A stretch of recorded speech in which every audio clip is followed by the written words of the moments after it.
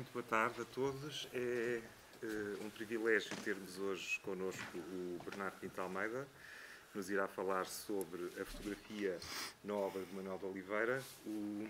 Agradeço ao Bernardo a sua presença e desde logo também a contribuição preciosa que nos deu para o catálogo que acompanha a exposição Manuel de Oliveira Fotógrafo, que está neste momento patente na Casa do Cinema Manuel de Oliveira, e que conta com um ensaio do Bernardo que mergulha em profundidade na obra fotográfica e filmográfica de Manuel de Oliveira, fazendo, no fundo, um contraponto entre essas duas dimensões da obra. Obrigado, Bernardo. Obrigado a todos por estarem aqui connosco. Boa conferência. Boa noite a todos. Muito obrigado ao António por mais este convite, que sucede realmente já ao... Não sei se ouvem bem, porque eu estou com as pilhas fracas. Sucede ao convite que me fez também de colaborar no catálogo, que muito me honrou, e procuro desenvolver não exatamente a mesma questão que está no catálogo, onde a questão do fotogramático emerge, e já explico ao que vou, mas levar isso, digamos, para um pouco mais longe, na direção do cinema de Manuel de Oliveira.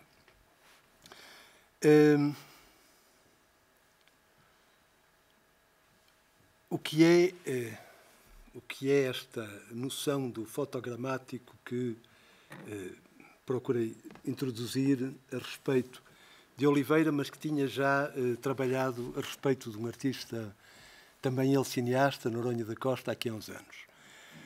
Eu diria que o fotogramático, para dizer de uma forma muito simples e muito rápida, é aquilo que numa imagem, em toda a imagem, é já uma potência de movimento. Isto é, aquilo que numa imagem, apesar da fixidez inerente à imagem, seja ela fotográfica, pictórica, etc., tem já uma espécie de tensão interior que a transporta para uma potência de movimento. Isto é, quando olhamos para ela, somos levados a sentir, a pensar, a imaginar que talvez aquela imagem tenha uma outra imagem adiante e depois outra, e que, de imagem fixa que é, ela conduza a um movimento de imagens. Evidentemente que nem todas as imagens são fotogramáticas. A imagem fotogramática é, a meu ver, como digo, uma potência da própria imagem e não uma inerência de todas as imagens ou uma imanência de todas as imagens. Isto é, as imagens por si sós não são fotogramáticas, mas por vezes são. E todos nós fazemos imagens fotogramáticas, ainda por cima agora andamos com os telemóveis a fotografar tudo e não sei o quê, portanto a cada passo aparece uma dessas. E à medida que vos for colocando a questão em torno de Manuel Oliveira, eu creio que vocês também poderão perceber na vossa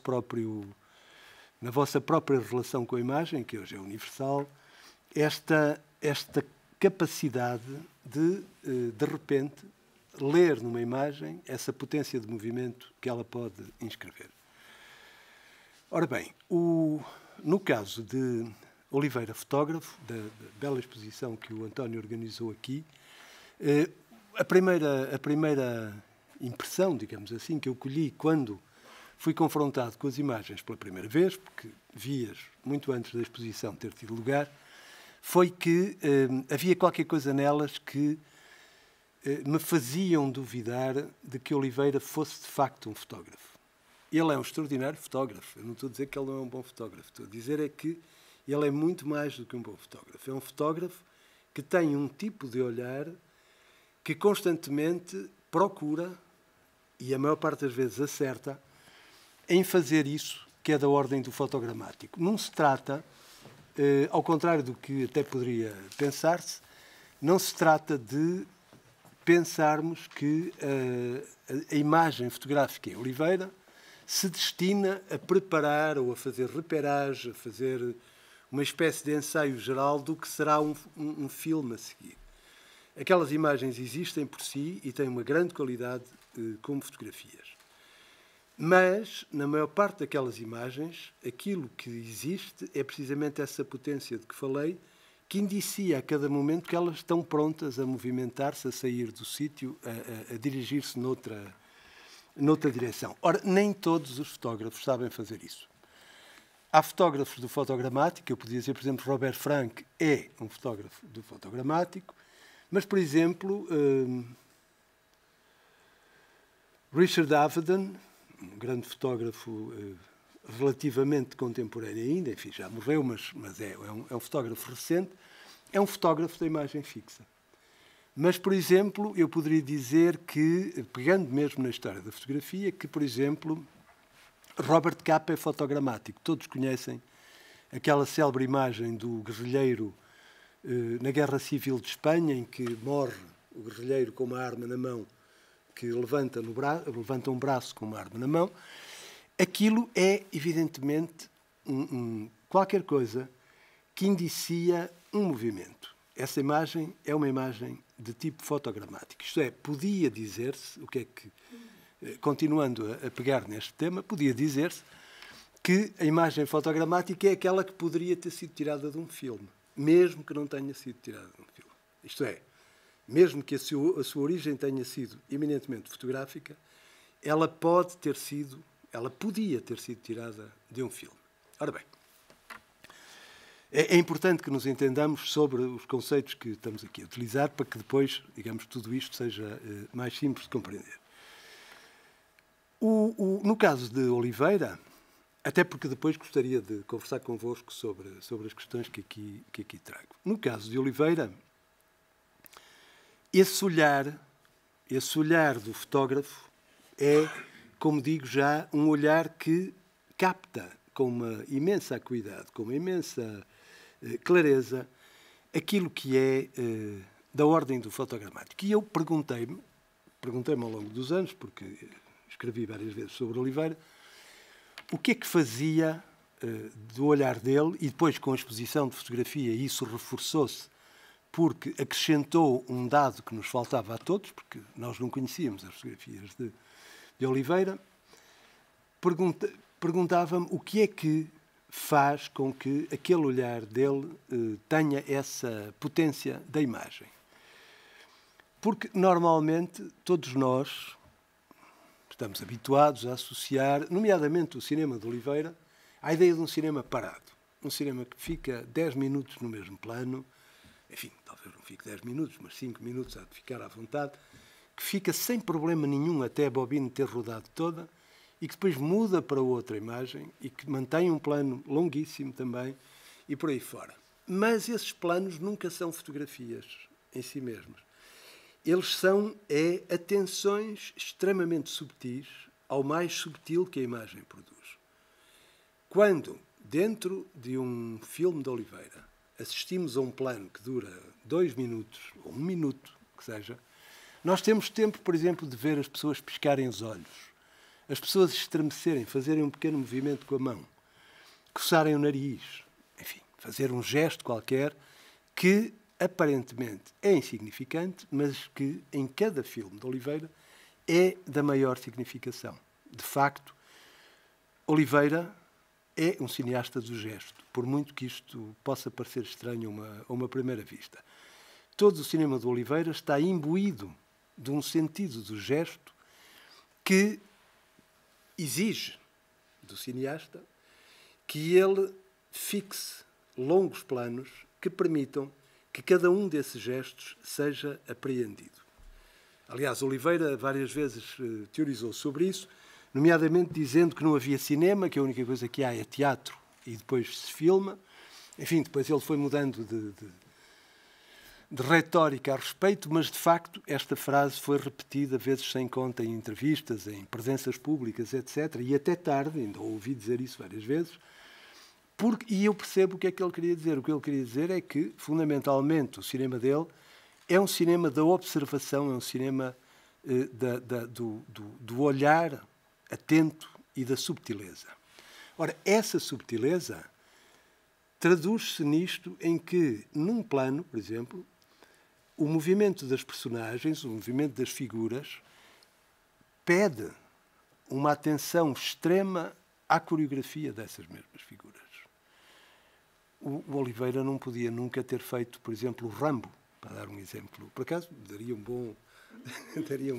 seria uma boa possibilidade de experimentar, mas julgo que seria muito difícil o Oliveira fazer um filme do Rambo ou outro filme qualquer de ação, porque é muito difícil, naqueles filmes do cinema americano, contra os quais o Oliveira muitas vezes se insurgia, dizendo que aquilo não lhe interessava absolutamente nada, que era um filme de puro espetáculo e de pura...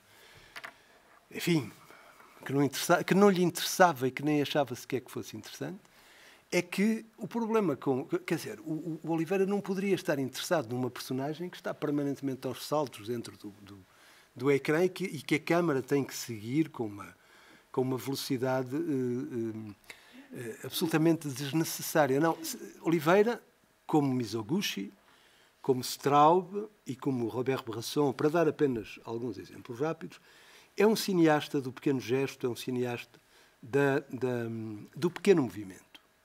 E por isso os planos têm que ser longos e por isso os planos têm que ser competentes do ponto de vista de apreender os movimentos mínimos que por ali passam. E esta intuição, digamos, do sentido fotogramático da imagem em Oliveira pedia-me alguma interrogação mais. Portanto, não era... as questões que se nos colocam levam muito tempo a resolver. Não temos as respostas imediatamente e elas vão-se organizando aos poucos no pensamento e na observação. E, de facto, nós temos filmes de ação de Oliveira. Eu disse que ele não podia fazer o Rambo, mas podia, porque nós temos, por exemplo, um filme, O Estranho Caso de Angélica, que é um filme de uma ação extraordinária. As personagens voam. E isso raras vezes se vê no cinema europeu, por exemplo. Portanto, o que eu quero dizer é que a ação em Oliveira é uma ação subtil, que é uma ação que não tem a ver com a grande gestualidade ou com o grande ruído, por assim dizer, expressivo, mas, pelo contrário, procura, na contenção, observar o que faz mudar uma determinada situação. Ora bem,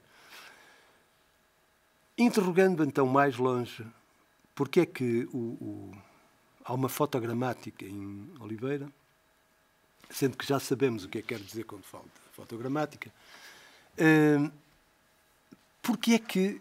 como é que isso se organiza? Porquê é que Oliveira chegou a isso? Porquê é que Oliveira chegou a esse tipo de olhar? Durante muito tempo, e todos nós somos sujeitos àquilo que se diz, àquilo que se ouve, àquilo que os próprios autores dizem de si mesmos, muitas vezes, que por vezes é esclarecedor, mas de outras vezes indica falsas pistas. É frequente um artista não querer que se saiba assim tanto do que ele está a fazer e diga respostas ao lado, precisamente para que não se perceba imediatamente todo o segredo da sua arte. Ora, Oliveira foi sempre, e ao longo dos anos, subtitulado, digamos assim, indicado, designado como um cineasta da palavra. Cineasta da palavra, portanto, limite. O que importa em Oliveira não é tanto a imagem como é o som, porque, na verdade, tudo se passa ao nível da fala dos personagens, da leitura... E mais, Oliveira, quase que fazendo vontade a esta designação, pegou, por exemplo, no Amor de Perdição e prantou com o texto integral, lido integralmente por um narrador e pelas diversas personagens. Portanto, ele fez vontade, ele foi ao encontro de todos esses que diziam que Oliveira é um cineasta da palavra. Mas, de facto, Oliveira não é um cineasta da palavra. O que é extremamente perturbante, digamos assim, no cinema de Oliveira é precisamente que a palavra sustenta um fluxo, mas que depois, sobre esse fluxo, nunca como ilustração desse fluxo, porque isto é importante também de colocar, nunca como ilustração, há um enunciado que acontece no plano das imagens, dos pequenos gestos, que já falei, do movimento das figuras numa cena, do modo como elas se deslocam umas em relação com as outras, e mais do que isso tudo, do modo como elas agem diante do espectador. É para um espectador que as imagens de Oliveira funcionam. Oliveira disse-o numa das muitas entrevistas que concedeu e que espero que venham a ser reunidas integralmente em livro, que é preciso que um filme se complete pelo olhar do público, como quando se pousa o olhar sobre uma pintura. Esta percepção do lugar do espectador diante do cinema, esta atenção para com o espectador, é que faz com que Oliveira não possa, digamos, andar a correr atrás de um ator muito movimentado ou de uma cena qualquer que exija um excesso de planos ou que tenha uma economia narrativa e fílmica e filmográfica de teor, para dizer rapidamente, americanizado. O cinema americano é que nos habituou à sequência de planos uns atrás dos outros e à existência de muitos planos dentro de uma mesma cena, por exemplo. Oliveira não. Oliveira encontra o sítio de onde quer filmar e, a partir daí, procura mudar a câmara o menos vezes possível de sítio. Por exemplo, este fotograma, que é tirado do Dia do Desespero, um dos mais belos filmes que Oliveira fez, este fotograma, sobre a roda de uma charrete, não é? De Camilo, é longamente um movimento de uma roda apenas. Não tem absolutamente mais nada. E, no entanto, ele simboliza e sintetiza, portanto, concentra num símbolo e numa síntese profunda, um movimento que é um movimento trágico de Camilo em direção à sua própria morte, do fim de um grande escritor, de uma passagem de um tempo ao outro, ou seja, esta imagem, no seu mínimo, na sua mínima expressividade, digamos assim, atinge um máximo de expressão. Oliveira não é um cineasta expressionista no sentido que, por vezes, se gostaria de pensar, porque não é um cineasta da grande expressividade, mas é, com certeza, um cineasta da expressão.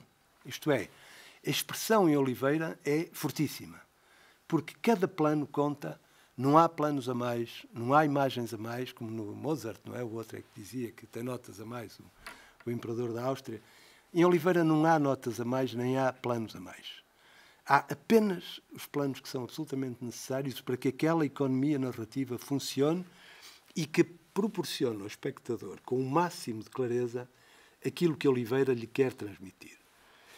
E isso digamos assim, é o motivo de nos serem ainda tão surpreendentes e ainda estarem sempre por estudar os filmes de Oliveira. Isto é, Oliveira é um cineasta cuja obra é tão gigantesca, na sua importância, que muitos livros e muitas obras terão que ser escritas e muitas retrospectivas terão que ser feitas para que se entenda um pouco mais. Assim com a obra de qualquer grande artista. Ela não se esgota num primeiro olhar, na visão de um único filme, por aí fora. É uma obra. É um conjunto significativo, que ainda por cima dura muitos anos, atendendo a esse capricho da natureza, como ele lhe chamava, que o fez chegar aos 100 anos. E, portanto, é uma obra feita no tempo com imensos exemplos, mas em que quase nenhum exemplo falha relativamente ao propósito do que é fazer uma obra. E, nesse sentido, se pode dizer que Oliveira é um artista. Ora bem, no caso do cinema de Oliveira, que começa muito cedo, o primeiro filme que eu trouxe é 31, é o Douro Faina Fluvial, e o último é de 2012, portanto, cobre um período de tempo longo, e escolhi uma meia dúzia de filmes, os que tinha mais disponíveis, porque isto, na verdade, e falo disso porque faz algum sentido, é um velho projeto que eu tive ainda em vida do Oliveira, desafiei-o a fazer uma exposição sobre o fotogramático na sua obra em Serralves. Serralves estava aberto a fazê-lo, estamos a falar do tempo de Fernando Pernes ainda. Escrevi-lhe uma carta, enfim, formal, a convidá-lo, e ele respondeu-me com uma carta amabilíssima, gentilíssima, dizendo que agradecia muito, mas que Serralves era para artistas, não era para... e que ele era um modesto cineasta, portanto que não tinha direito a ocupar um lugar que era para os artistas. Foi uma, como é que é de dizer, um gesto de uma enorme elegância, como eram normalmente os gestos de Oliveira, com a ambiguidade que eu quis entender e continuo a entender do mesmo modo, que passava por uma hesitação que nesses anos ele ainda tinha, porque Oliveira até tarde manteve essa hesitação. Uma dúvida relativamente a se o cinema dele poderia transcender, digamos, a sua competência cinematográfica e aceder a uma outra ordem de conhecimento. No fim, nos últimos anos, e tive a oportunidade de ir falando com ele ao longo dos anos, nos últimos anos Oliveira já aceitava que o cinema dele pudesse ser visto como digamos, num contexto de arte. Até porque já havia contexto para que isso fosse pensado assim. Isto é, outros cineastas começavam a ser mostrados em museus, Derek Jarman já tinha sido mostrado, Straub era mostrado igualmente. Havia uma série de cineastas, alguns contemporâneos dele e que ele admirava, que passavam para o circuito dos museus, alguns mostravam inclusivamente em galerias de arte, e Oliveira começou a perceber que talvez não fosse assim tão estranho fazer ele também isso. Simplesmente aquela oportunidade tinha passado, não se pensou mais nisso, e este pequeno ensaio que vos trago, em imagens, assenta fundamentalmente, digamos, na continuação da reflexão que me levou a esse projeto. No fundo, aquilo que vos trago é aquilo que fundamentou o projeto que levei a Manuel de Oliveira de fazermos uma exposição dos fotogramas, de uma escolha de fotogramas dele. Portanto, queria dizer-vos, não são todos os filmes de Oliveira, não são todos os fotogramas de todos os filmes de Oliveira, são apenas alguns fotogramas de alguns filmes de Manuel de Oliveira. Mas para que se perceba como é que mesmo no cinema o fotogramático funciona. Porque nós poderíamos dizer, bom, mas o fotogramático funciona em todo o cinema. E eu julgo que também não é verdade. Eu julgo que o fotogramático funciona em algum cinema. Funciona nesse cinema em que cada imagem gera a potência de uma outra. E a potência de uma outra não é... Vou voltar ao Rambo, desculpem-me a metáfora ser o que é, mas eu gosto do Rambo, atenção, nada contra. Mas vou voltar ao Rambo para dizer, não é quando nós sabemos que o Rambo vai saltar de um telhado para o meio da selva, que isso faz daquele plano um plano fotogramático. Isso, se nós já sabemos, então não há nada de potência nisso. A potência é precisamente aquilo que nós não sabemos como é que continua a seguir. É qualquer coisa que está lá, mas que se desloca e que se percebe o movimento sem se perceber qual é o movimento. Exatamente como na vida. Certos gestos que nós fazemos, certas atitudes que nós tomamos, certas coreografias... No bailado vemos isso muitas vezes acontecer. Gestos imprevistos que de repente surgem. A ponto de não podermos saber, seriamente, se o bailado é enquanto o bailarino ou a bailarina estão pousados no chão ou se é quando já estão no ar, não é? Quer dizer, há uma... Porque não sabemos, quando está no ar, se vai cair desta forma ou daquela, se vai cair aqui ou acolá, e por aí fora. Ou seja, o fotogramático é sempre potência. Era isto que eu queria insistir, e não me levem a mal que insista, porque eu julgo que é um conceito relativamente difícil de apreender. Embora muito simples de perceber uma vez apreendido. Ora, há muito cinema em que todo o movimento que existe dentro do filme decorre de uma espécie de linearidade. Do primeiro ao último plano, aquilo é uma sucessão de planos que servem a ilustrar uma história. Isto é, eles não são inerentes à própria história, a história não pertence ao filme, o filme conta aquela história como poderia contar outra qualquer. Quando as potências do fotogramático operam, a única história que podia ser contada era precisamente aquela. Se pensarmos em filmes como O Vento, do Sjöström, ou Bergman, onde os planos por vezes duram 10 minutos, o rosto da Liv Ullmann, que faz pequenas contorções porque ela está a enlouquecer, em Persona, por exemplo, ou em Fortini Cani, do Straub, em que os camponeses estão entregues a uma gestualidade pobre, e assim sucessivamente, temos exemplos desses pequenos gestos, dessas imagens, que não sabemos como é que se resolvem imediatamente a seguir e que trazem sempre surpresa. E que muitas vezes, quando vistas e revistas, continuam a trazer surpresa, mesmo depois de já sabermos o que acontece. Aquele fotograma que mostrei antes, o célebre fotograma da roda da carroça, precisamente nós não sabemos qual é o desfecho daquilo. E, no entanto, ele indica uma híbris, um momento trágico que está na iminência de tomar lugar. Foi Walter Benjamin, um autor que tenho trabalhado muito, quem, a propósito das relações da imagem com a questão do movimento e pensando a questão do fotográfico, que ele eminentemente ligou à questão da história, como sabem, disse que nem todas as imagens nos devem interessar. Só nos interessam as imagens históricas. E o que é uma imagem histórica? Uma imagem histórica é uma imagem que tem uma potência de iluminação. É uma imagem que nos transporta, de repente, para uma potência de iluminação. E, focando-se nas imagens de Paris, Walter Benjamin falou das imagens de Atget, o fotógrafo do fim do século XIX, que Benjamin caracteriza da seguinte maneira, dizendo que nas imagens, nas fotografias de Benjamin, tudo ocorre como se elas fossem imediatamente anteriores ou imediatamente posteriores à ocorrência de um crime. A frase não é minha, é de Walter Benjamin. Isto é, temos a impressão, e é rigorosamente verdade, porque depois de termos olhado para uma imagem de Atget, a partir desta reflexão, desta forma de pensar de Benjamin, passamos a olhar dessa maneira inevitavelmente. Realmente parece que alguma coisa acabou de acontecer ou está mesmo para acontecer. Esse índice que Benjamin encontra em Atget é já da ordem do fotogramático. É qualquer coisa que está na imagem, mas que não está. É uma presença que se foca precisamente sobre aquilo que nessa imagem está ausente, por paradoxal que isto possa parecer. Ora bem, a questão do movimento. Porque, desculpem ir tão devagar, mas não foi fácil chegar a esta conclusão.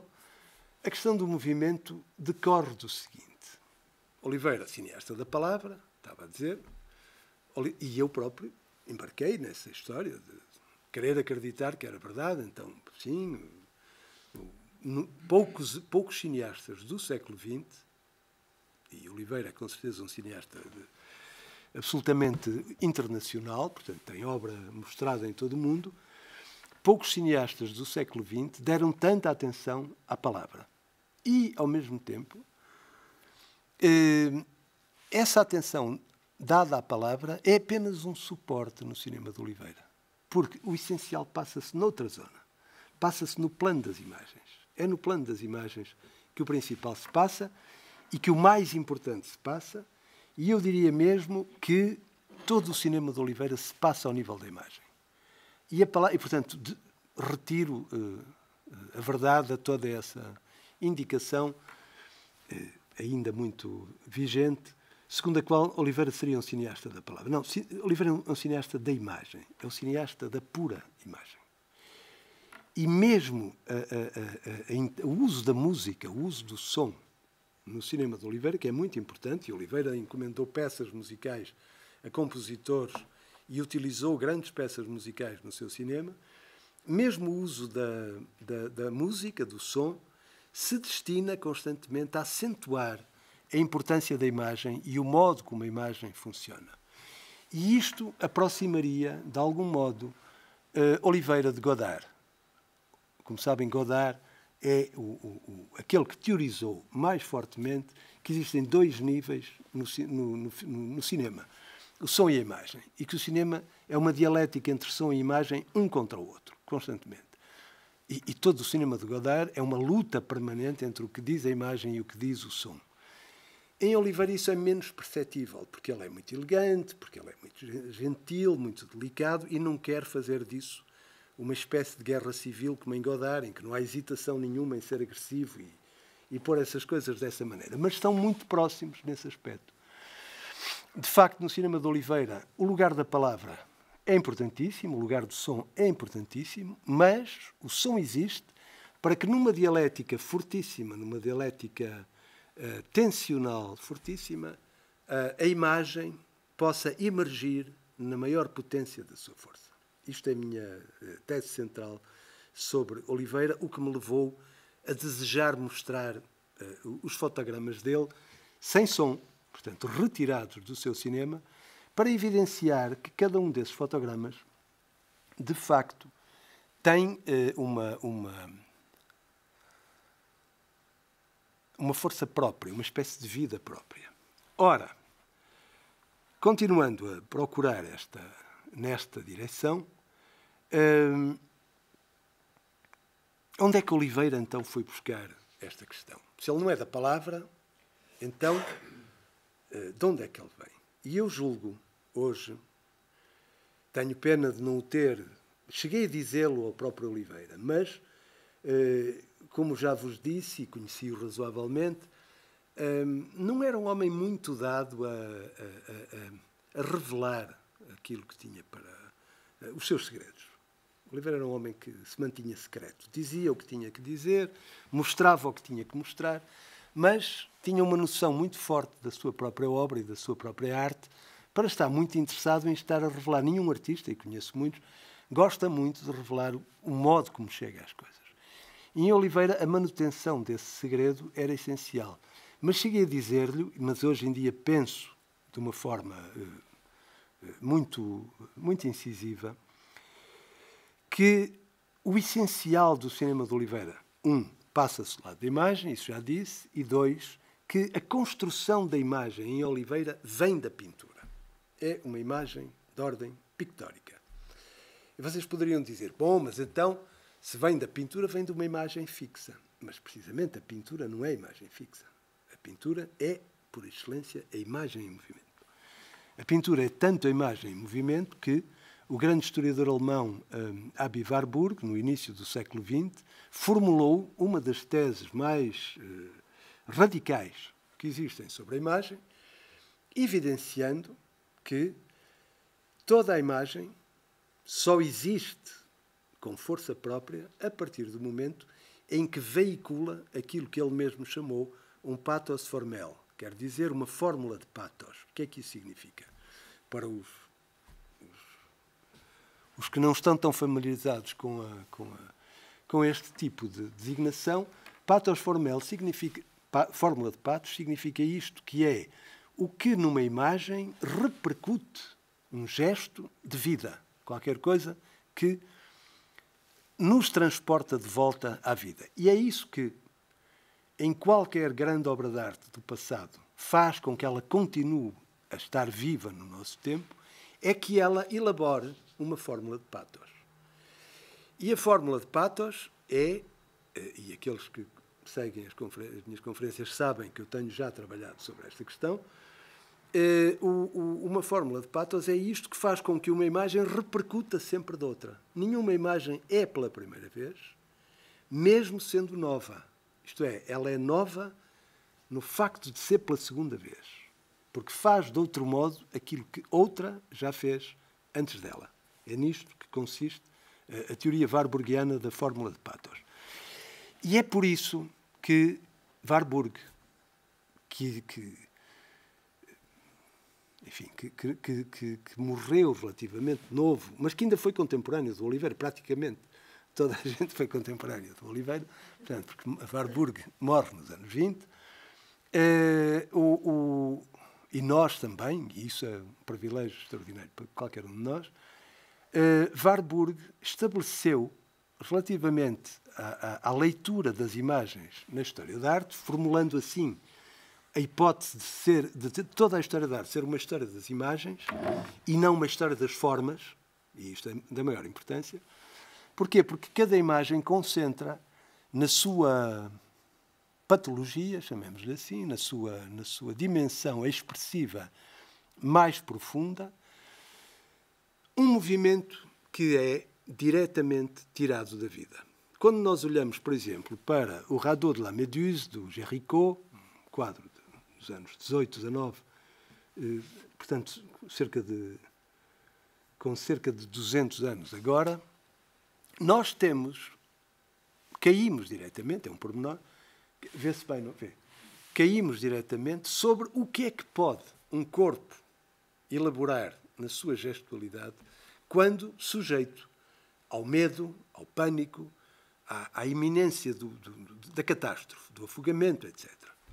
E cada vez que nós vemos na televisão os migrantes no Mediterrâneo, inevitavelmente podemos lembrar-nos do Radeau de la Méduse e podemos lembrar-nos de todas as representações que, pelo menos desde o Egito Antigo, trazem a figuração de corpos confrontados com o movimento do mar.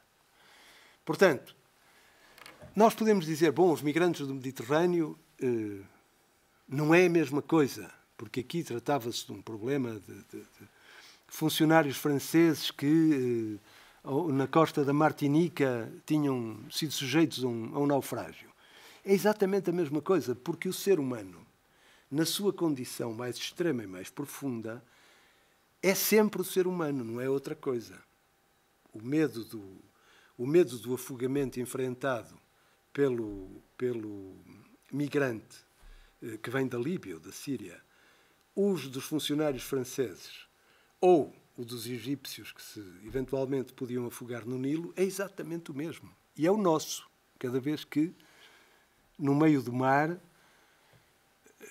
vemos umas ondas que se afiguram mais perigosas. Portanto, é qualquer coisa que nós identificamos imediatamente. E é isso que uma história das imagens realmente transporta. E é isso que, em cada imagem, e é a tese central de Benjamin sobre a imagem fotográfica, em cada imagem reporta precisamente o que é que possa ser a história. A história ocorre lá onde é possível reconhecer gestos que são análogos daqueles que nós faríamos. Só é verdadeira uma imagem que possa continuar a ser verdadeira para nós. Tenho a certeza que qualquer um de nós, se fosse ali no Mar da Foz, em cima de uma jangada, sentiria e agiria, do ponto de vista do seu movimento corporal, de uma forma absolutamente idêntica daquela que agem estas figuras no quadro de Géricault. E é isso que faz com que ele continue a ser tão atual para nós e tão forte cada vez que o vemos, seja numa reprodução ou no Museu do Louvre. Ora, quando nós olhamos para esta imagem de Douro Fana Fluvial de Oliveira, o que nós vemos é exatamente a mesma coisa. E aquilo que este pequeno ensaio que vos trago, e daqui a pouco vou-me calar e passo apenas imagens, nos traz é precisamente isso. São relações de pathos formel, relações que transportam essa fórmula de pathos, isto é, essa capacidade de pensar sobre outras imagens, aquilo que nelas é um universal do comportamento humano. É isso que faz de Oliveira um grande artista, e é isto que faz dele um grande cineasta, e é isto que faz e que traz alguma verdade, espero eu, à minha tese, segundo a qual Oliveira é fundamentalmente, de facto, um artista. Isto é, alguém que trabalha sobre as imagens diretamente e que o lugar da imagem é central naquela obra, que vai muito para além do cinema e que, no entanto, se transmite, se transfere e se comunica através do cinema. Na imagem oliveiriana há um conhecimento de pintura, há uma identificação de pintura que é absolutamente surpreendente. Este homem tinha uma cultura visual riquíssima. É certo que sabemos que viajava muito, que tinha muitos livros de arte em casa e por aí fora. Mas há muita gente que faz a mesma coisa e não tem essa cultura visual riquíssima.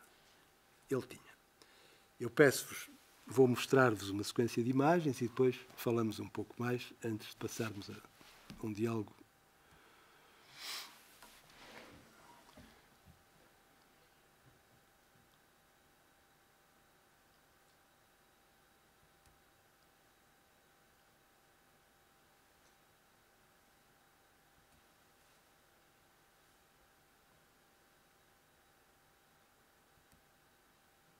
Mas quero dizer que se pode fazer isto com todos os filmes do Oliveira, não só com estes que eu aqui selecionei. Eu até propositadamente pedi ao António, que é um velho amigo, que me enviasse as imagens que pudesse. Ele disse, mas quer algumas em particular? Eu disse, não, mande, mas que dê mais jeito, as que for mais rápido de mandar. Porque eu tinha quase a certeza que isto era verdade. E quando ele me enviou essas imagens, eu fui olhar para elas e era verdade. E quando é verdade, é porque é verdade. Não há grande engano. A verdade é uma coisa que como diz Jorge Bataille, só tem um rosto, que é o de um violento desmentido. Portanto, se é verdade para uma coisa, tem que ser verdade sempre. Não é? E no caso do Oliveira, assim acontece. Todos os filmes do Oliveira, e eu só tive, como disse, meia dúzia de imagens à mão. Podia ter pedido mais, mas não era preciso, porque senão também esta conferência podia demorar várias horas e depois diziam que eu era um oliveiriano profundo, coisa que eu sou. Mas, de facto, é possível, em todos os filmes do Oliveira, encontrar esta mesma gramática, esta mesma fotogramática que estou a tentar mostrar-vos neste pequeno ensaio em imagens.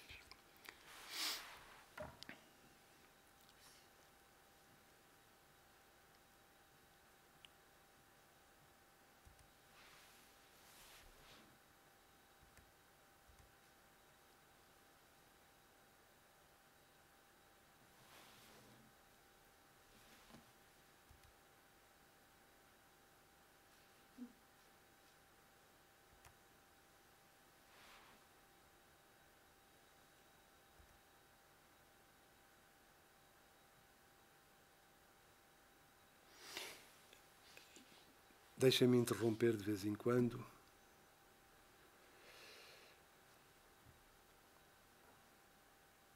Não é um cineasta expressionista, disse.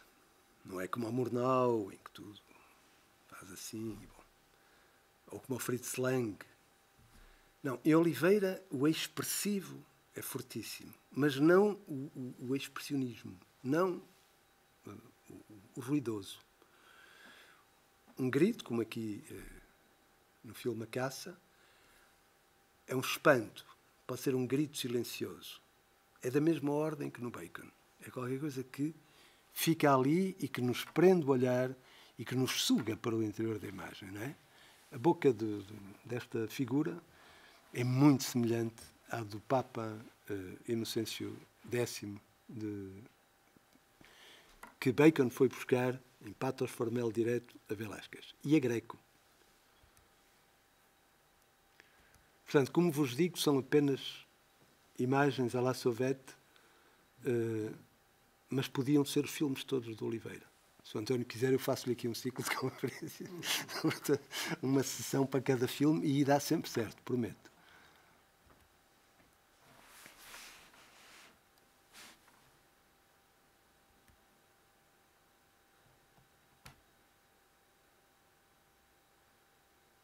Agora, isto agora são notas à margem, há em Oliveira uma ousadia na prática da imagem que é absolutamente perturbadora para o espectador, porque é um cinema feito para o espectador, completamente feito em honra do espectador.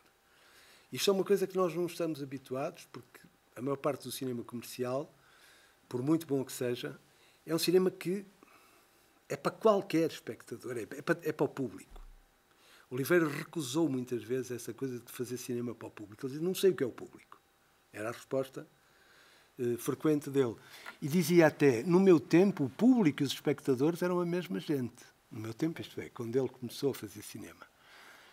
Porque realmente há um tempo na própria história do cinema em que o cinema espetáculo não se distingue do cinema artístico, digamos assim, do cinema de criação.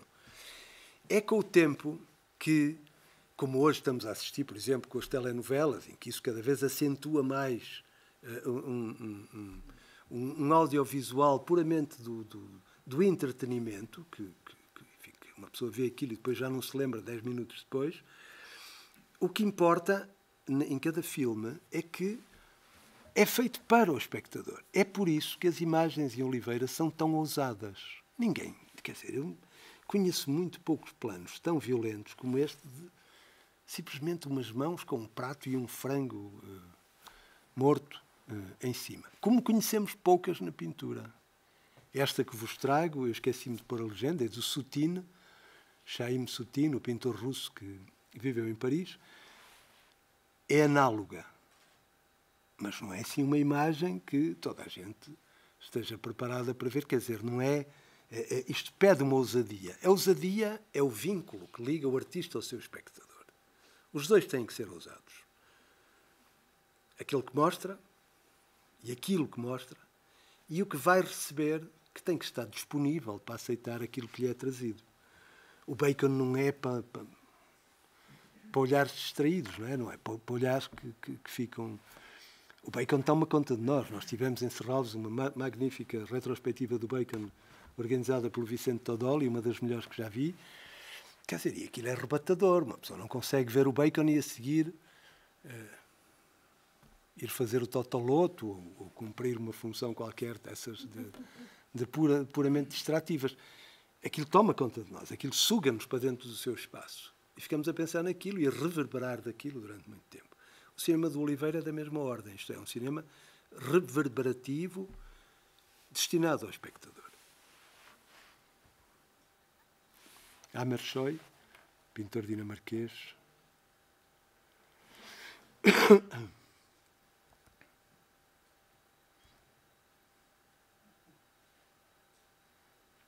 O tema da Ofélia é recorrente no cinema de Oliveira todo. Podíamos só sobre Ofélia, sobre as representações de Ofélia, desde esta mesma que estamos aqui a ver, até ao estranho caso da Angélica, que é uma espécie, é uma Ofélia voadora. Em vez de estar no mar, vai pelo ar. Porque o tema da Ofélia é o tema da Danae. É um tema que aparece na história das imagens recorrentemente. Oliveira é casto e, portanto, mostra uma Ofélia vestida, mas é a mesma coisa.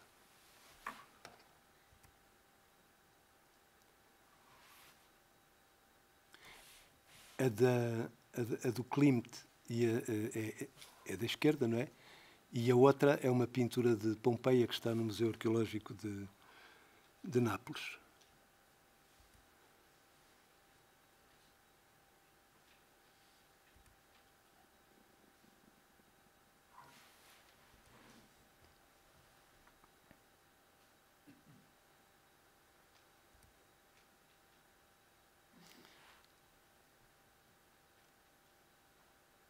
Esta ousadia, por exemplo, que há outro cineasta com a mesma ousadia, que aliás é uma referência constante para Oliveira e para quem Oliveira foi uma referência constante, que é Luís Buñuel. Buñuel via o cinema de Oliveira, isso é evidente. Quando se vê o charme discreto da burguesia, percebe-se que ele viu o passado e o presente. Porque é da mesma natureza, é uma coisa tão próxima que não pode ter tomado conhecimento. Ora, nessa altura, Oliveira já mostrava o cinema fora e, portanto, é perfeitamente plausível que isso tenha acontecido. Mas Oliveira também reagiu a Buñuel, nomeadamente fazendo filmes que homenagearam Buñuel, não é? E, portanto, só conheço outro cineasta que fosse capaz de fazer uma cena como esta, de pôr um cavalo a entrar por dentro de uma biblioteca. Mas isso foi a partir de muita reflexão que cheguei a esta conclusão, que agora vos parece óbvia, mas que me deu muito trabalho, peço desculpa, que é a de que isto vem tudo da pintura. Porque é na pintura que estes acidentes acontecem. É lá onde a questão da imagem foi trabalhada em benefício do espectador que nós podemos encontrar a raiz em profundidade, não como origem, mas como qualquer coisa que é da mesma matéria, qualquer coisa que é da mesma natureza, que a imagem no cinema de Oliveira.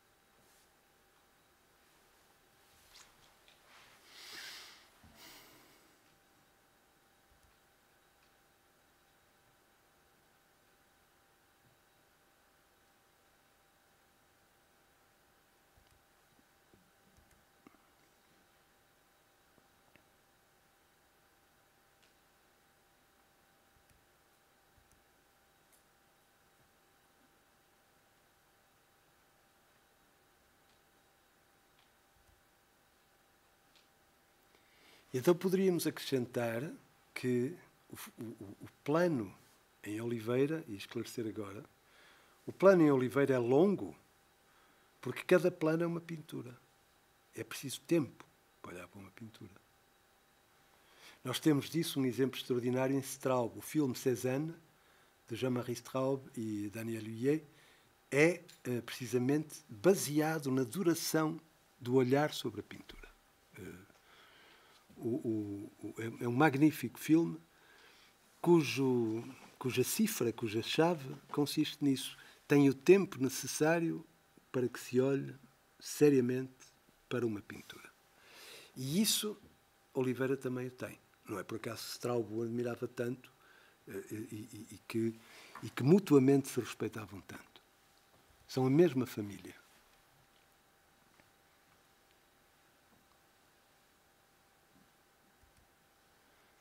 Ora, isto não faz do cinema de Oliveira um cinema culto. Esta imagem está interrompida, não sei porquê, porque a senhora tem também uma gaiola com pássaros ao lado. Eu não tem mal.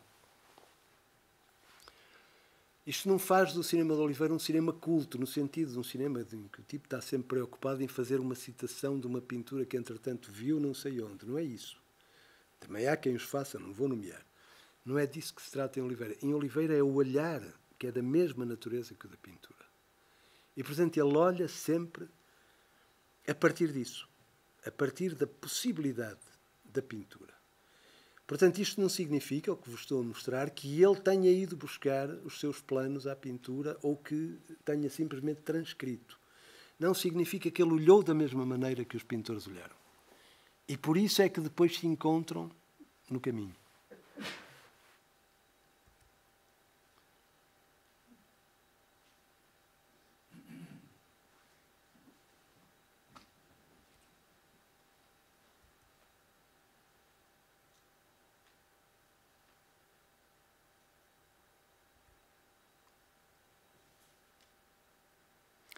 O rapaz tem um livro, também escapou, foi mal montado, peço desculpa.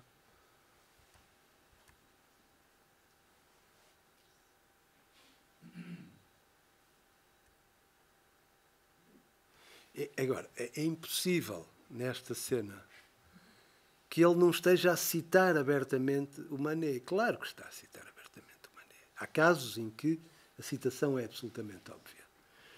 Mas há outros em que ele chega à imagem pelos mesmos processos. E, portanto, não se trata de citações permanentes.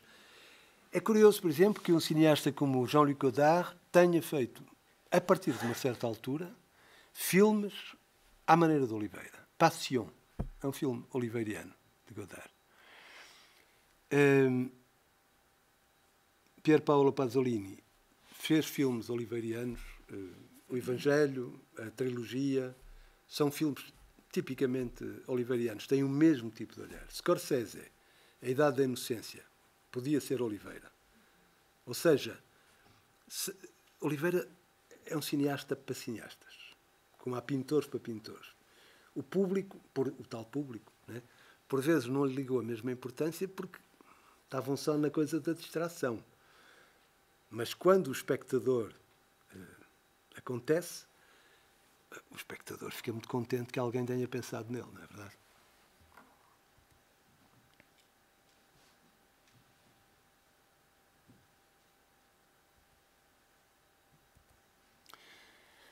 Isto é um toque um bocadinho anedótico, porque o filme é evidentemente sobre os painéis e, portanto, Oliveira aqui, também já está muito próximo do fim da vida, mostra um pouco o segredo da coisa, não é?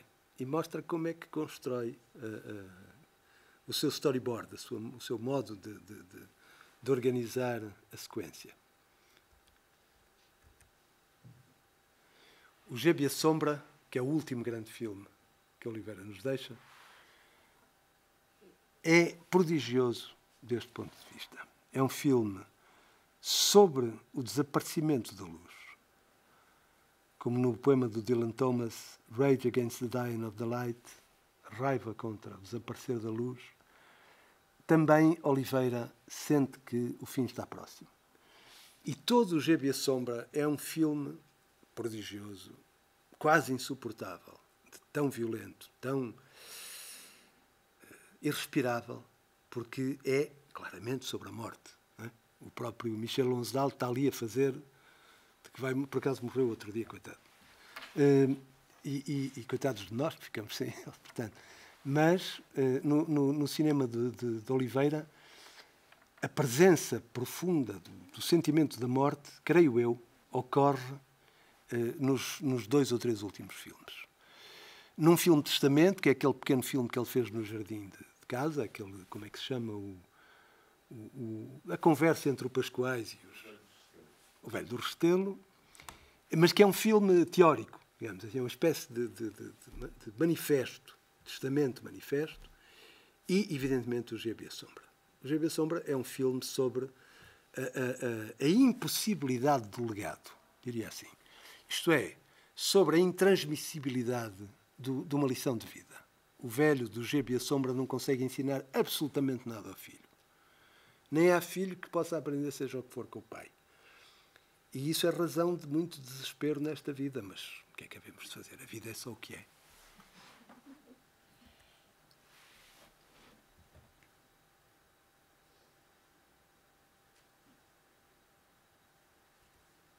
Em O G.B. Sombra, tudo é fantasmagórico. A fantasmagoria existe em todo o cinema de Oliveira, mas em O G.B. Sombra, tudo, cada plano, é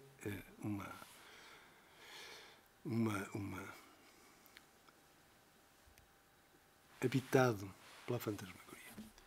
E bom, era isto que tinha para vos trazer. Muito obrigado pela vossa presença. Estou disponível para falar convosco se quiserem pôr alguma pergunta. Ou para me ir embora se não quiserem.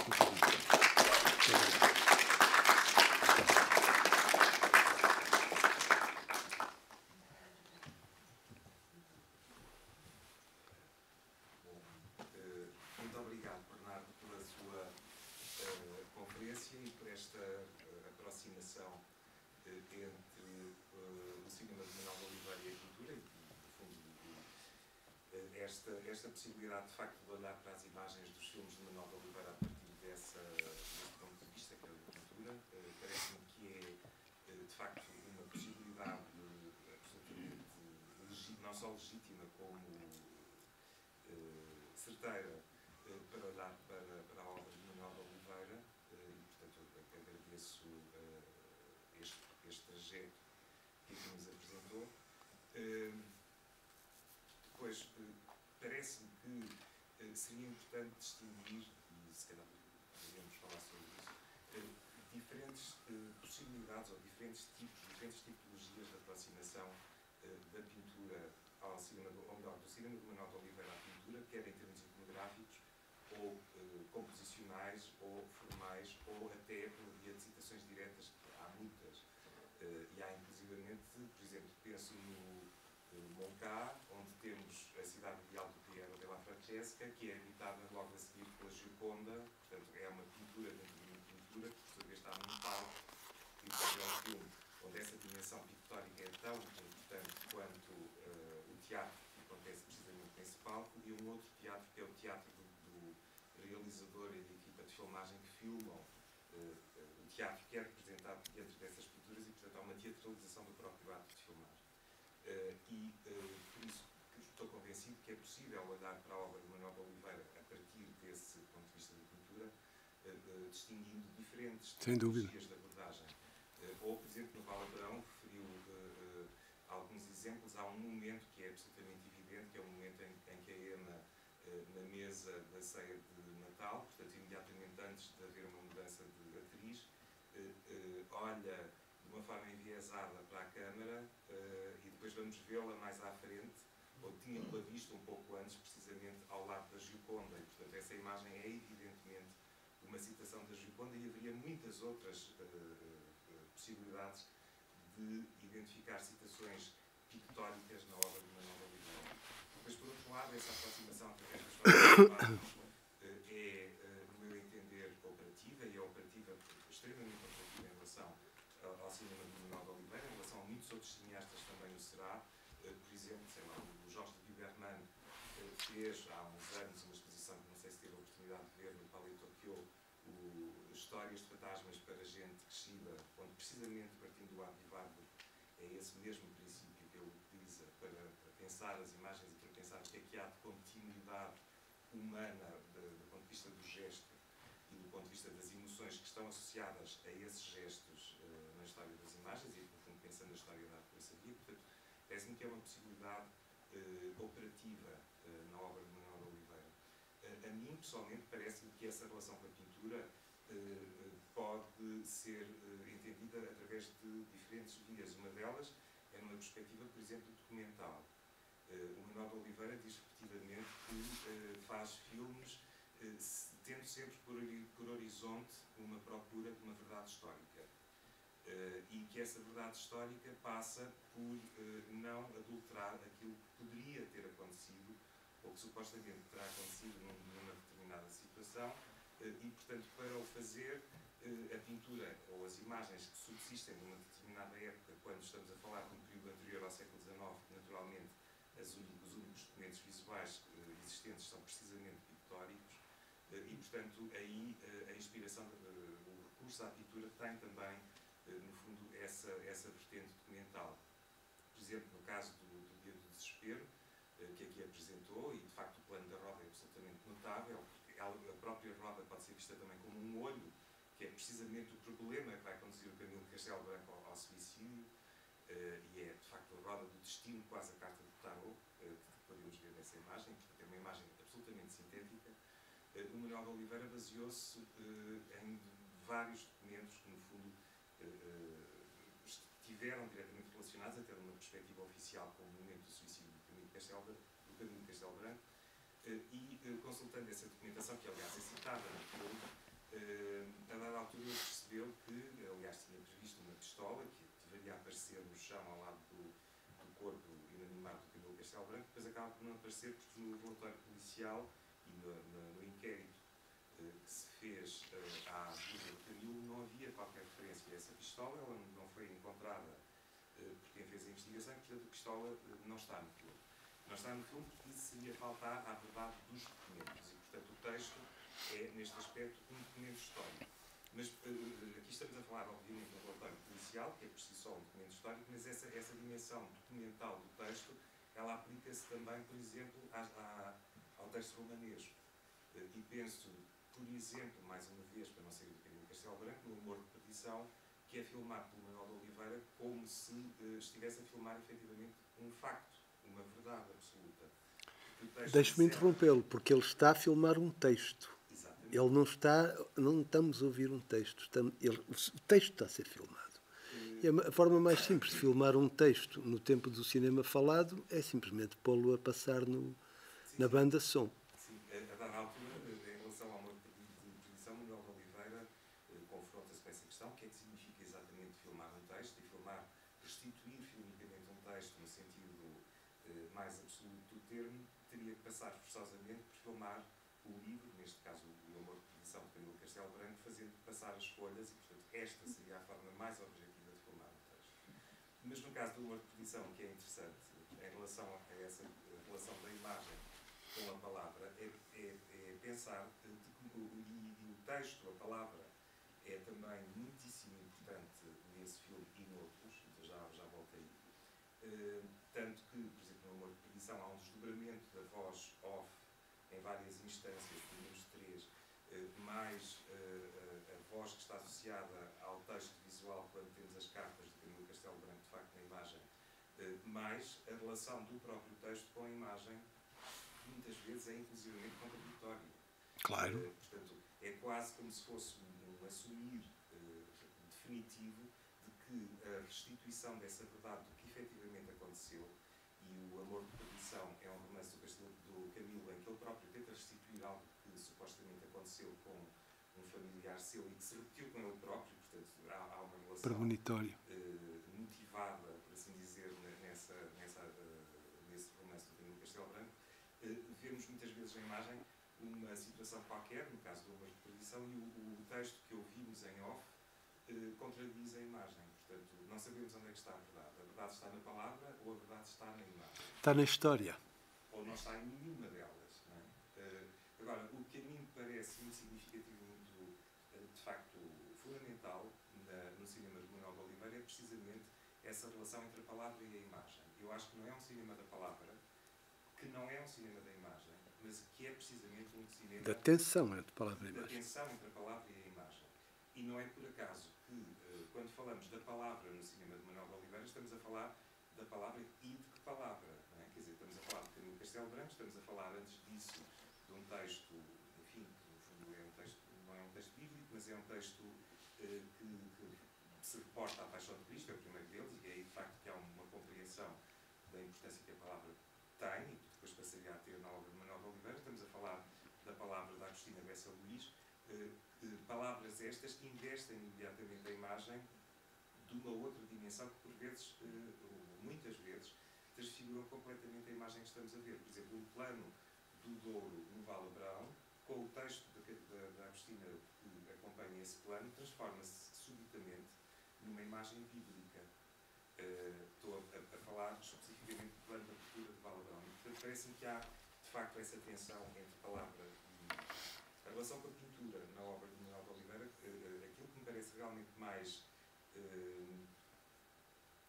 imediatamente consequente é o facto de haver, da parte de Manuel de Oliveira, até por essa assertividade na construção da imagem, na escolha do ponto de vista da câmara, de que falou no início, há uma tentativa, de facto, de síntese no mais alto grau possível, uma síntese que prescinde, inclusivamente, de grandes movimentos e de uma grande retórica do movimento. Diz o Manuel de Oliveira, é importante que os atores mexam o menos possível para mentir o menos possível, portanto, quanto mais mexem, mais mentem, e, portanto, convém não mexer muito.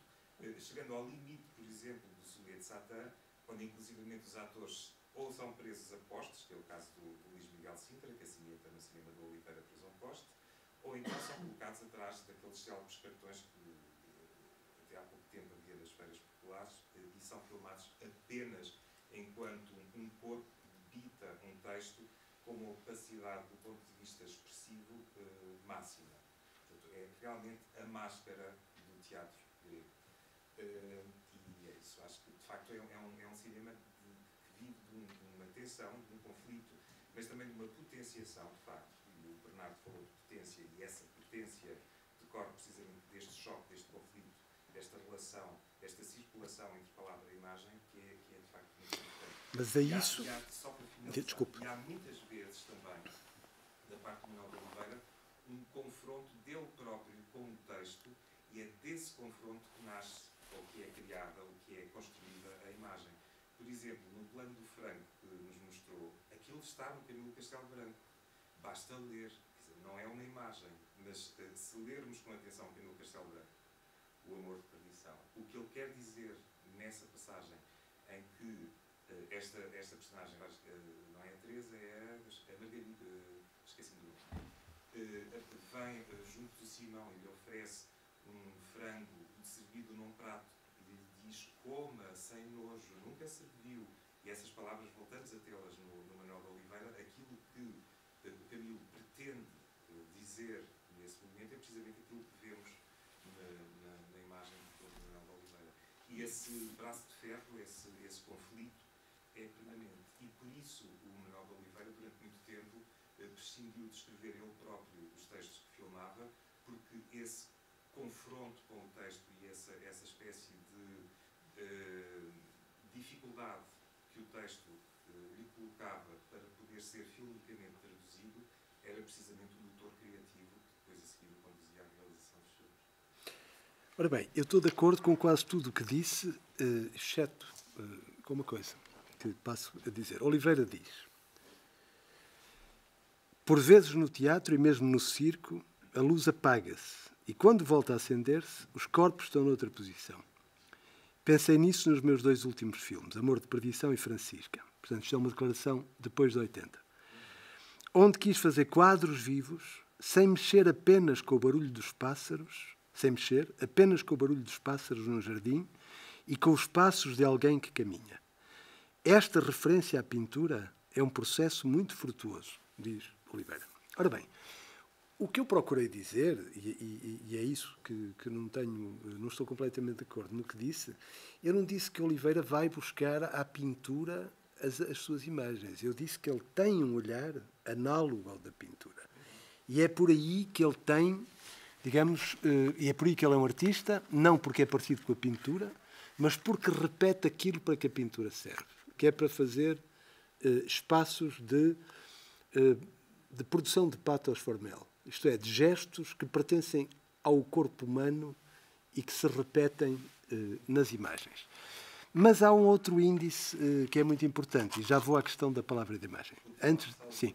Em relação ao amor, há realmente uma referência concreta, inclusive, a um pintor, que é o Sequeira. Sim. Mas Oliveira é, de facto, um benjaminiano, que se desconhece, porque ele não é provável que tenha lido Benjamin, nem que tenha, mas tem um pensamento muito parecido, do ponto de vista filosófico. Porquê? Porque ele, e como o António muito bem disse, é um cineasta da história. O que lhe interessa é a história, não a historieta que é contada, não a pequena narrativa que aparece e que é pretexto de qualquer coisa, nem por vezes o grande romance, Agostina, Camilo, a Bíblia, no limite, mas precisamente aquilo que transfere daí para o plano da história. É por isso que tanto lhe dá. Ele não está interessado, por exemplo, na boa pintura. Ele não é um esteta no sentido de interessa-lhe só a boa pintura. Não. Eu, por acaso, fui só buscar boa pintura. Mas também podia buscar muito má pintura para defender a mesma tese. O que eu acho é que ele tem, fundamentalmente, esta noção da história benjaminiana, segundo a qual a história ocorre por imagens, por flashes. O termo é de Benjamin. Nas teses sobre a filosofia da história, de Benjamin, um texto dos anos 30, Benjamin... Esse texto de Manuel de Oliveira leu, porque eu partilhei. Sim. Ele transporta, de facto, um princípio, uma ideia de história, como revelação. O sentido da história em Oliveira é profundamente messiânico. Era preciso estudar o messianismo histórico em non ou a vanglória de mandar, que é, em si mesmo, um conjunto daquilo que Warburg chamaria pathos formel. Quer dizer, umas sequências sucedem às outras para repetir sempre a mesma ideia. A ideia do falhanço, a ideia da empresa humana destinada ao fracasso. Oliveira não é um otimista antropológico. A ideia de que andamos no mundo para bater com a cabeça na parede, que nada funciona, que é a mesma ideia que reaparece depois no Gêbia a Sombra, não é? Em que o filho é incapaz de perceber do que é que o pai fala. Aliás, já ninguém percebe nada do que dizem uns aos outros. Mas aí há um pessimismo relativo, porque a última parte do texto do Raul Brandão não aparece no filme. Pois não, mas... Está mais pessimista. Pois, já era demais. Mas também não sei o que é que motivou o corte, porque é preciso pensar que o Oliveira estava muito, muito no fim e que pode ter havido razões económicas do seu próprio tempo a operar aí. Isto é, que ele próprio tenha tido medo de não conseguir acabar o filme. Como sabem, nunca perguntei. Agora, o que eu queria dizer, relativamente à questão palavra-imagem, é o seguinte. A história produz, a tomar a sério a tese benjaminiana, a história produz-se por imagens. Como o frango no Amor de Perdição. Ora, o que o Camilo produz ao contar a história que o António aqui também nos trouxe, é precisamente uma imagem. Não é que esteja escrita que faz menos imagem dela. A imagem é um modo de produção, é um modo de comunicação em si mesmo. Mesmo que seja a imagem escrita. Quando digo que Oliveira é um cineasta da imagem, mantenho, é aí o meu desacordo. Mantenho porquê? Porque mesmo o texto é sempre filmado. Nós vemos constantemente, agora não vou voltar atrás, mas fico só nesta. Vemos constantemente no cinema de Oliveira imagens de livros, de textos a ser escritos, de caligrafias, pessoas a escrever uma carta, textos que foram escritos, cartas que foram esquecidas. A temática do escrito e da imagem do escrito é fortíssima em Oliveira. Ora, porque eu julgo que o que ele intui porque o Oliveira é fundamentalmente um intuitivo, ele não é um teórico, ele não é um tipo que esteja a perder muito tempo com fazer uma teoria. Mas ele tem uma teoria do cinema poderosíssima. E nessa teoria, creio eu, há uma percepção fortíssima de que o essencial se passa do lado da imagem. E, portanto, todo o texto é suporte de uma imagem e não o contrário. Isto é por isso que não é ilustrativo. O que é o ilustrativo? O ilustrativo é qualquer coisa que se destina, na imagem, a dar verdade ao texto. Ora, como eu julgo que a verdade é mais forte na imagem, em Oliveira, porque ele tem uma noção benjaminiana da história, isto é, a ideia de que a história se conta por imagens, e que a imagem messiânica é aquela que concentra e explode uma verdade histórica de um determinado momento, no cinema de Oliveira o que nós vemos constantemente aparecer é, e você disse-o, portanto, aqui estamos outra vez de acordo já, é firmar-se sobre a explosão histórica da verdade. A frase é de Benjamin. O momento em que a história explode, o momento da roda da carruagem, o momento do tiro que não tem pistola. Porque o histórico é o suicídio do Camilo, não é como é que ele... não é isso depois já é do foro da polícia. Haver ou não haver pistola. Oliveira não está interessado em fazer ilustrações. Ele atende à verdade histórica, suprime a pistola, mas também por outra razão, porque ele já o disse, o som do disparo. Já o disse. É por isso que o advento da imagem em Oliveira, a potência da imagem em Oliveira, é sempre anterior àquilo que nós vemos. Isto é que eu creio que é preciso refletir com mais tempo. Isto é, quando vemos a roda, é o que vai acontecer. Quando nós sabemos que o Camilo se suicidou, mas o Camilo ainda não sabia que se ia suicidar. Mas, para todos os efeitos, quando o Oliveira vai à procura de Camilo no momento do seu suicídio, o que acontece, o fundamental do que acontece, e que nós já sabemos, e ele também já sabe, é que isso ocorreu. E, portanto, ele não precisa de mostrar a imagem do próprio suicídio, nem a cena de sexo, seja lá no passado e o presente. Ele basta-se com mostrar que está para acontecer ou mostrar que já aconteceu. É isso uma imagem. É qualquer coisa que não presentifica. É qualquer coisa que potencia o ir acontecer. É por isso que eu recorri à ideia de Benjamin em torno da Atget, que é qualquer coisa que está para acontecer, ou qualquer coisa que já aconteceu. Isso é que é uma imagem. A imagem não é o óbvio, não é o cartaz publicitário, não é... Isso era o que Oliveira mais fugia, não é? A imagem é precisamente aquilo que não tem informação visível. Eu diria, a imagem é o que é invisível numa determinada cena. É aí que é preciso procurar onde é que a imagem emerge. E o que Oliveira filma é precisamente o invisível, o que não é óbvio. É o tiro que se ouve, filma o som. É a carta que ficou esquecida em cima de uma mesa. É a roda que prepara a Iubris. Quer dizer, são imagens, de facto. Imagem não no sentido, a imagem do todo visível, como em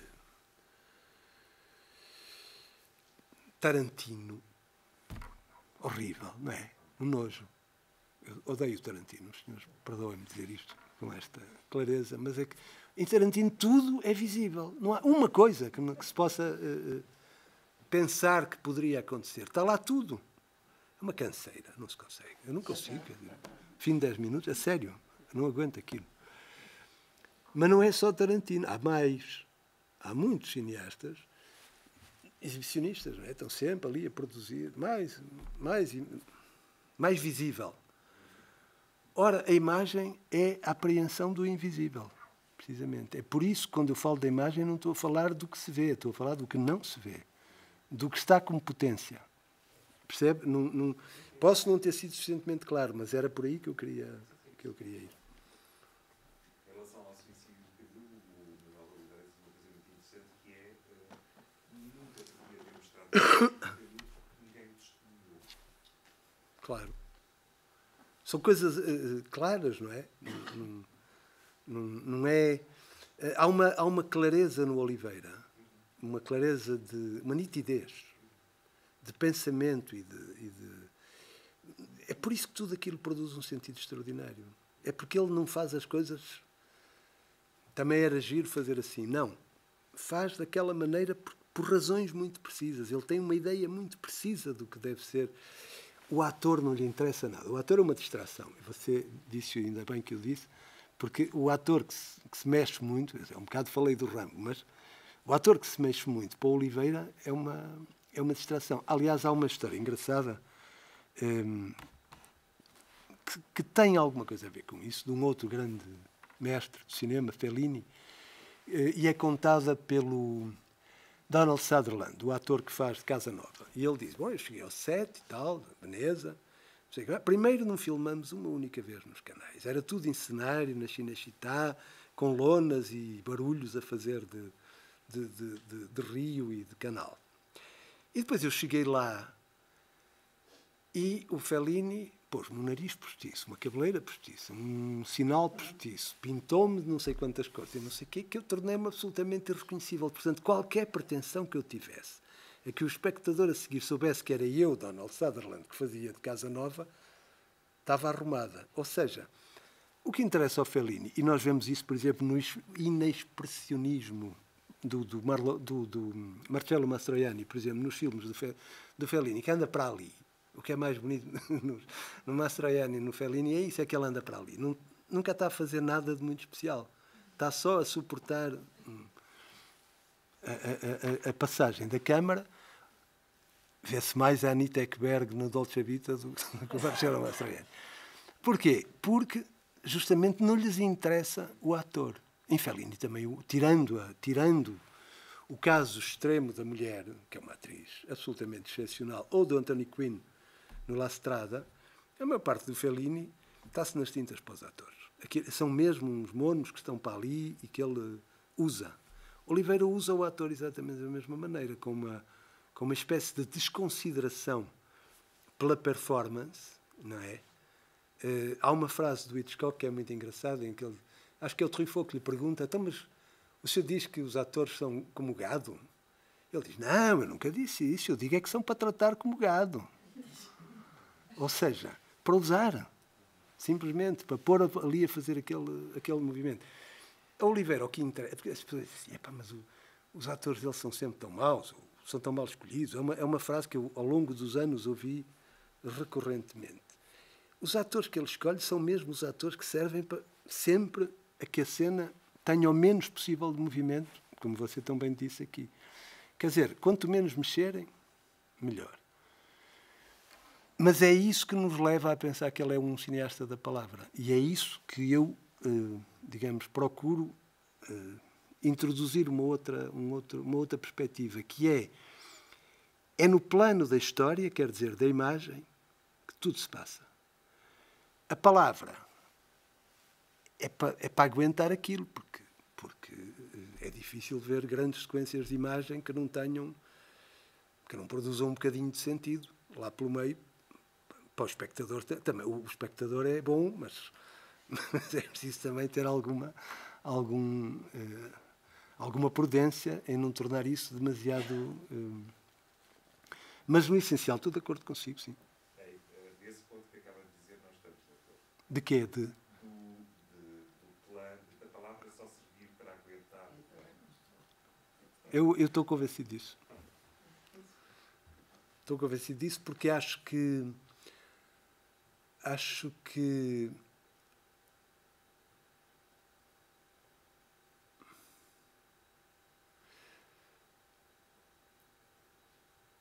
mesmo na escolha dos grandes textos, Oliveira filma os textos, não dá os textos. Não é... deixe-me ver se consigo dizer isto de uma forma clara. Porque é importante esta questão que estamos aqui a discutir. Por exemplo, no Amor de Perdição, ele lê aquilo de uma ponta à outra. Ou seja, arruma o texto. O texto está arrumado. Mas fica a imagem. era preciso ir ver O Amor de Perdição, era um dia, gostava de fazer essa proposta, ver O Amor de Perdição sem som, do princípio até ao fim. Mas isso é aplicável a muitos outros filmes. O Val-Abrão também pode O Val-Abrão pode-se ver sem som. Porque aquilo tem uma narrativa própria dentro da imagem que descoincide 1000 vezes com a narrativa da palavra. Ora, o cineasta da palavra é Dreyer, Ordet, enfim, tudo isso é palavra, verbo, no sentido bíblico do termo. O Oliveira não é... O Oliveira é um homem que, como o Régio, é um homem que duvida. Eu perguntei-lhe uma por outra vez coisas sobre isso e ele era crente 2 vezes por semana. O resto do tempo tinha dúvidas. Isto é, não era evidente.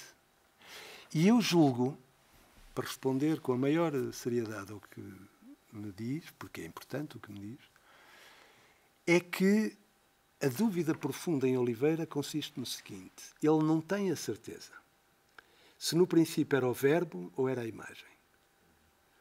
Porque isto é a grande dúvida filosófica que o cinema de Oliveira transporta. Será que no princípio era o verbo, como diz na Bíblia? E será que, como diz na Bíblia, aquele verbo significa realmente a palavra? Ou significa, pelo contrário, a possibilidade da imagem? Ora, é esta dúvida que percorre o cinema todo de Oliveira. A tensão vem daqui, de uma dúvida profunda entre o existir um princípio de palavra ou um princípio de imagem.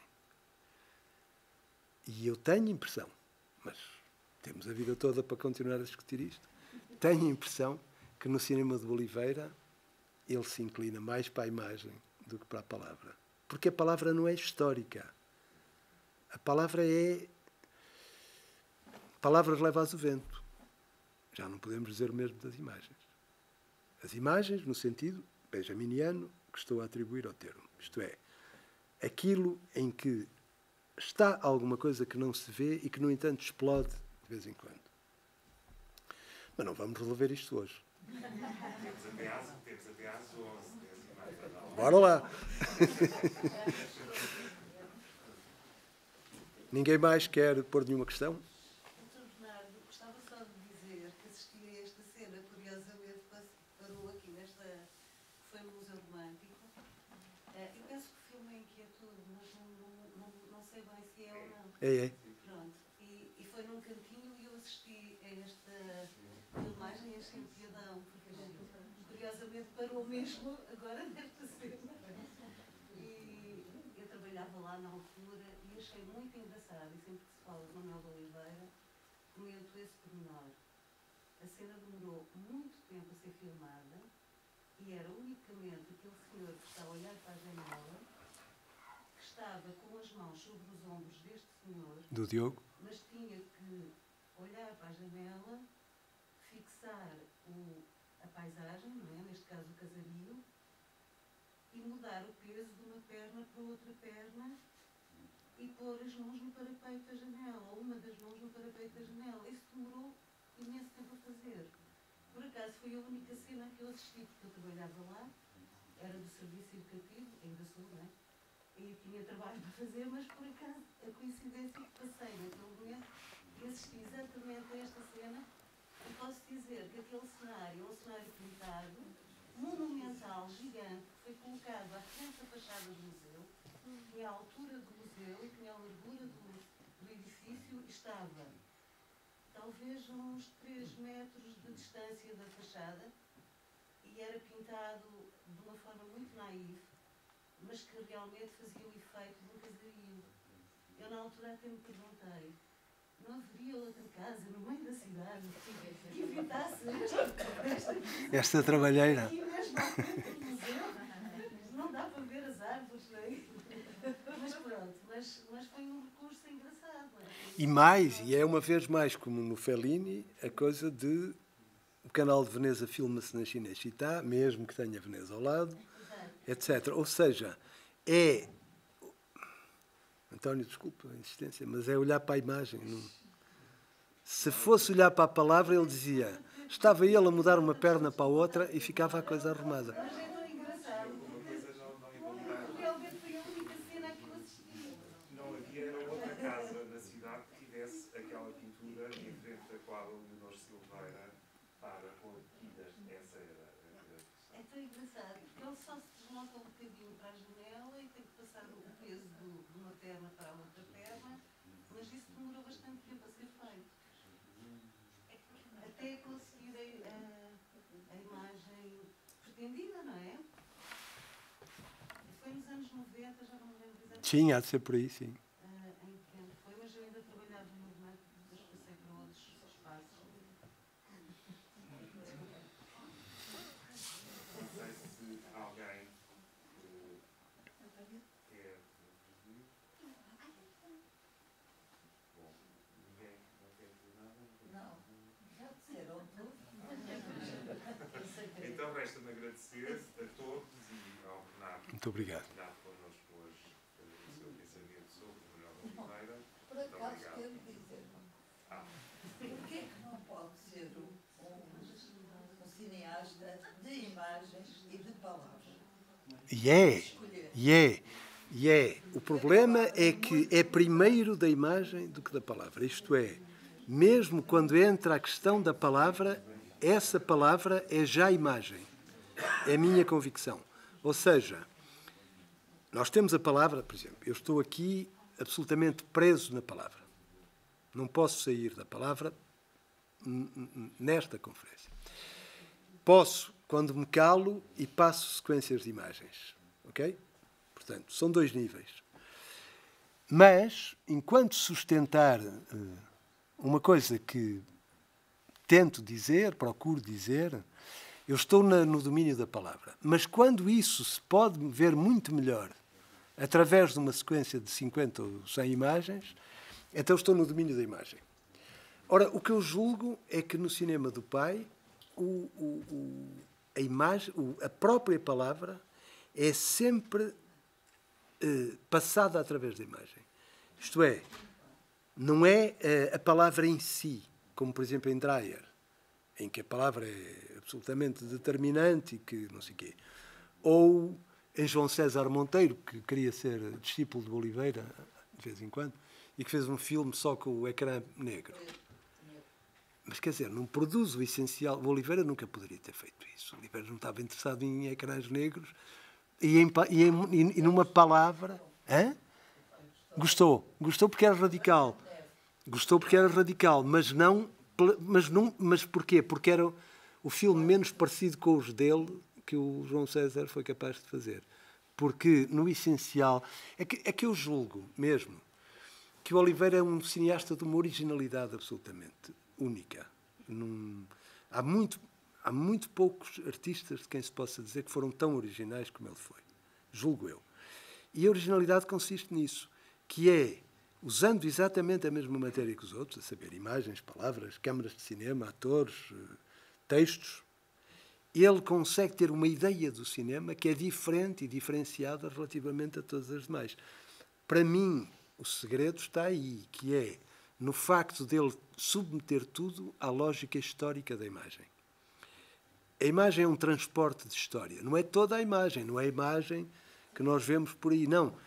É, por exemplo, uma coisa de que fala o Mizoguchi, quando diz que ao cinema moderno...